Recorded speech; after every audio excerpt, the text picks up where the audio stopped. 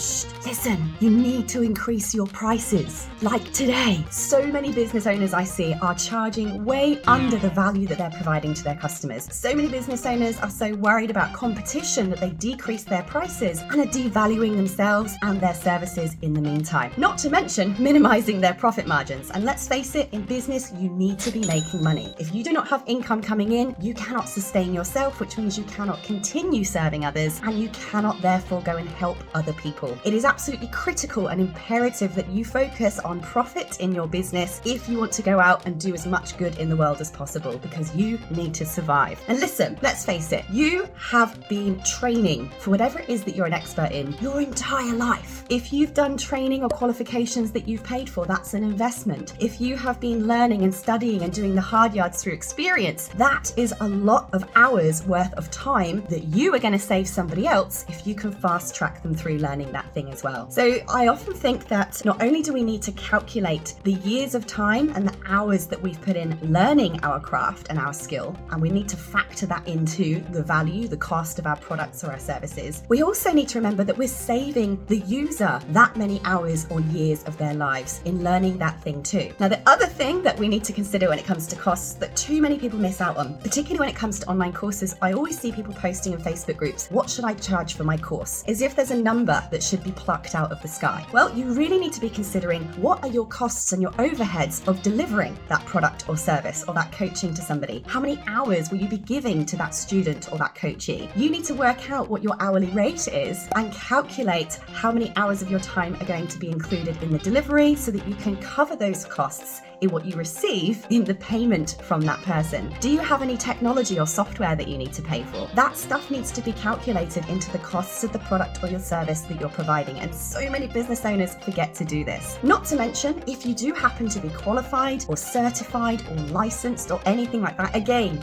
you can increase your prices dramatically because you have something in the market that many of your competitors do not have. And the higher you price yourself, actually, ironically, the more valued your product or your service is seen. And no, it is not wrong to charge what you're worth for your products and services. There are always going to be people in your marketplace that have a lower disposable income and may not be able to afford your higher ticket products and services. There's also going to always be people, this is the market, the triangle, who are at the top who do have a high disposable income, who are going to be able to afford and even look for and seek those higher ticket offers, those VIP experiences. And you're also always going to have a large amount of people in the middle of that triangle who have a medium disposable income. So if you create a number of different products and services from cheap right the way through to higher ticket, you're going to be accessing every single sphere or part of that market, meaning you win and everybody wins for a different version, different depth, or a different level of product or service that you offer. Ding! Don't forget to check out my customer journey videos where I walk you through actually how to create those different tiered products and services. So there you go. Please make sure you put up your prices today.